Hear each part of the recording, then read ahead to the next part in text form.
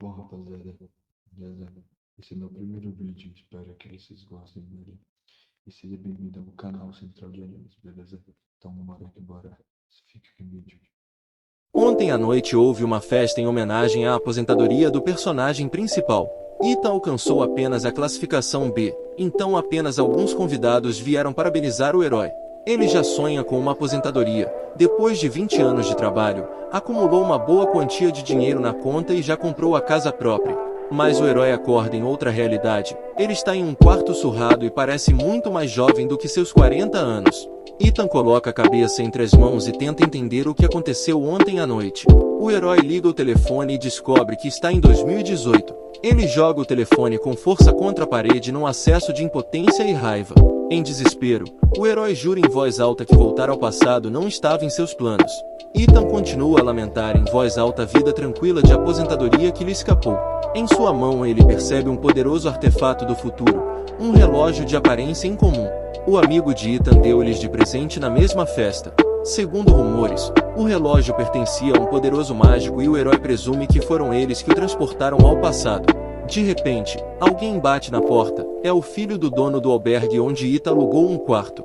Esse gordo sempre trazia apenas problemas, dava festas barulhentas e era rude com o personagem principal. Abrindo a porta, Ethan nota que o gordo tem uma bela jaqueta feita de pele de monstro. Como compensação pelo barulho, o rude exige o relógio do personagem principal.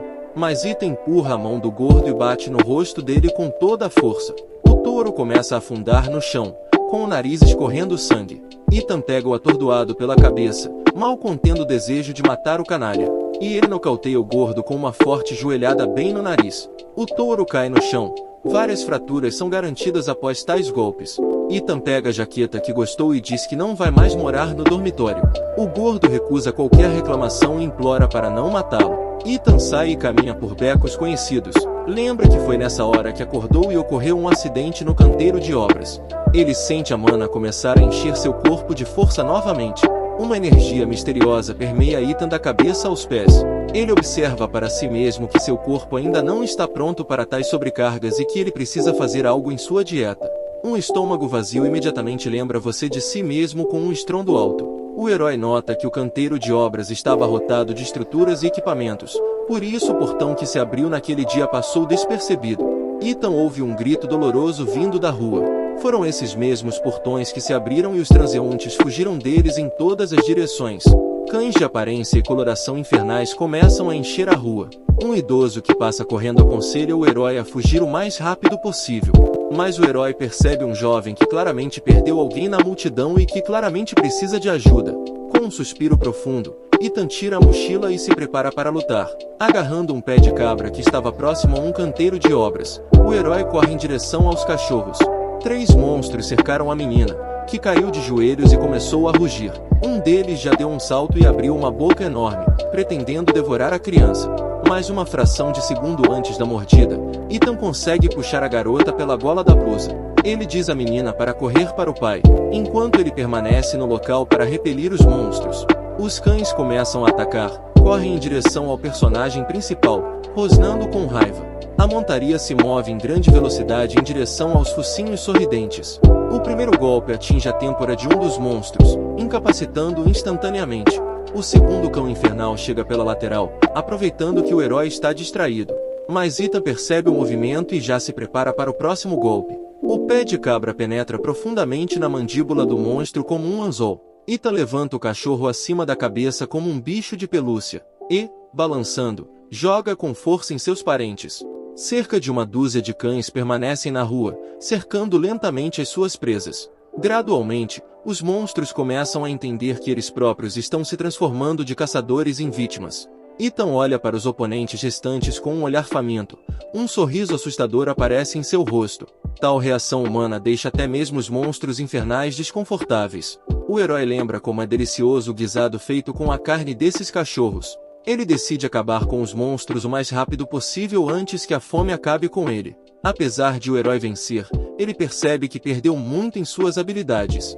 Um cachorro enorme salta sobre o personagem principal por trás. mas ele se esquiva uma fração de segundo antes da mordida. As mandíbulas do monstro estalam alto. Levantando-se do chão, o herói desfere um chute esmagador na cabeça do monstro. Esquivando-se da investida do cão infernal, Ethan rapidamente remove o relógio de sua mão. Ele pega o acessório caro na mão como se fosse um soco inglês, e acerta-o na bochecha do monstro hesitante. Não sobrou nenhum arranhão no relógio e o herói nota sua durabilidade. Os monstros já perderam mais da metade do bando, mas seu instinto animal e vantagem numérica não os permitem desistir. Finalmente, a polícia chega ao local e ajuda a se livrar dos monstros restantes. Sem perceber o oficial, o herói fica chateado porque a jaqueta recém-adquirida conseguiu rasgar na primeira batalha. O policial pede ao herói que forneça informações pessoais para que Ethan receba agradecimentos por salvar pessoas. O herói responde que ainda não se registrou como super-homem e só pode lhe fornecer um número de telefone. Arrancando o bloco de notas das mãos do policial, ele rapidamente anota os dados de comunicação e foge da multidão e dos curiosos. No caminho, ele pensa que suas ações devem ter atraído a atenção das guildas sobre-humanas. Por fim, o herói chega a um pequeno restaurante e pode fazer um lanche com tranquilidade. A comida quente parece-lhe muito saborosa e permite-lhe recuperar algumas forças. No meio do almoço, notificações começam a chegar no celular do herói. O herói entende que a informação chegou definitivamente às guildas e são elas que estão rasgando seu telefone com ofertas de emprego. Nos anos em que o herói retornou, os super-homens estavam apenas começando a aparecer e valiam seu peso em ouro.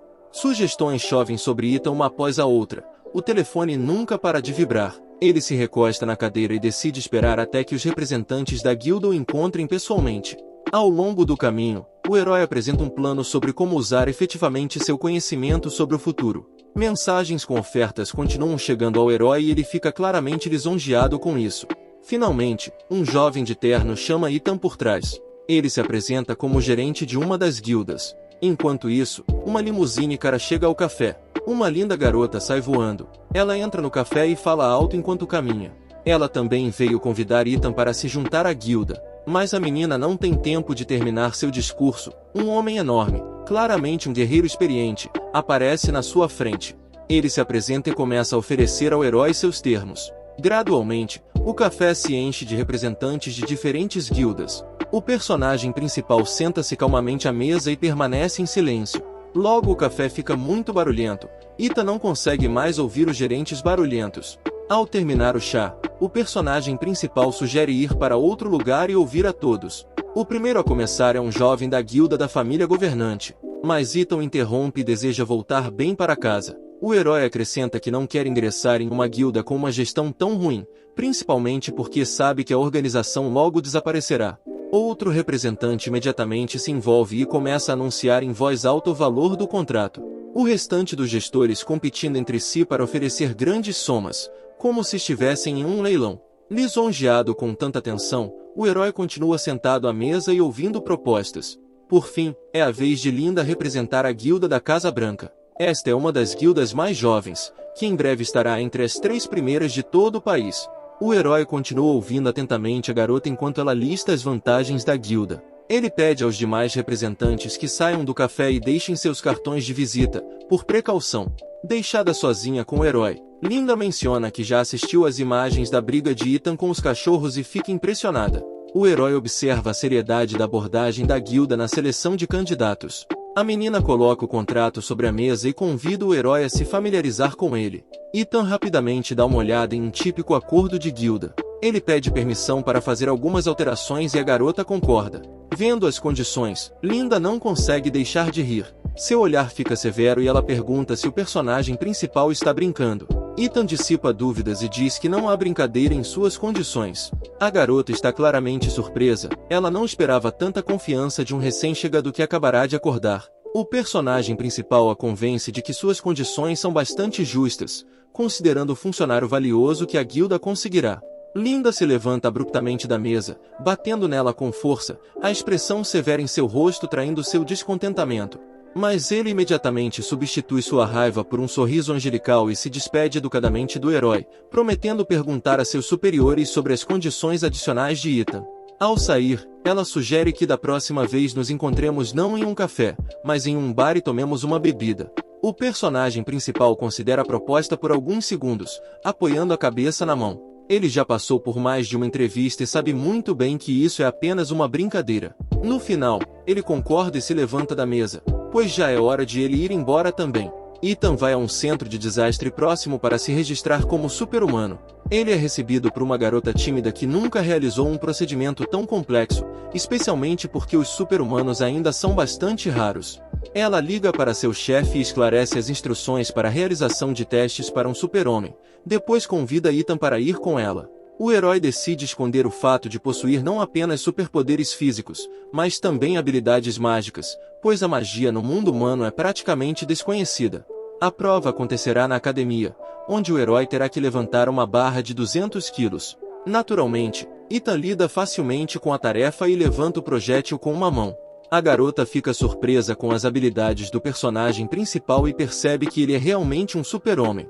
No final, o herói recebe um certificado e está prestes a deixar o local. Neste momento, o chefe do centro entra na área de recepção. Ethan começa a acelerar o passo. O herói já conheceu essa pessoa no futuro e sabe que nada de bom pode ser esperado dele. Ethan acha que não deveria mais vir para o centro se não quiser se envolver com esse homem não tão legal. O chefe do centro parece já estar ciente do recém-chegado incomum que recentemente passou por um despertar. Depois que o herói saiu do albergue, ele passou a morar no Centro de Controle de Poluição. Em um ano, a área abandonada se tornará o centro das atenções de todos quando um portão dimensional conectar a Terra e Gaia, um mundo fantástico de magia e espadas. O herói se aproxima de sua tenda, continuando a pensar no portal. Ele decide comprar o Centro de Controle de Poluição com o dinheiro recebido pela assinatura de um contrato com a guilda. De repente, Ethan ouve a voz de uma criança ameaçando alguém. Ele ativa sua habilidade de camuflagem e decide investigar a situação. Movendo-se facilmente como uma sombra, ele se dirige em direção às vozes. Chegando ao local, ele vê uma menina cercada por 3 bandidos. A criança ameaça machucar os bandidos caso eles se aproximem. A chama sai de suas mãos e os bandidos se alegram por terem conseguido encontrar o dono dos poderes mágicos. O fogo nas mãos da criança começa a desaparecer. Parece que ela não terá força suficiente para lutar contra seus oponentes. Ethan reconhece a língua estranha que a menina fala, Gaian, e decide ajudar a criança. Ele percebe uma tatuagem no braço de um dos bandidos. Ethan já viu um no futuro e conhece muito bem pessoas que usam os mesmos desenhos no corpo. A gangue Red Snake são... Parte 2.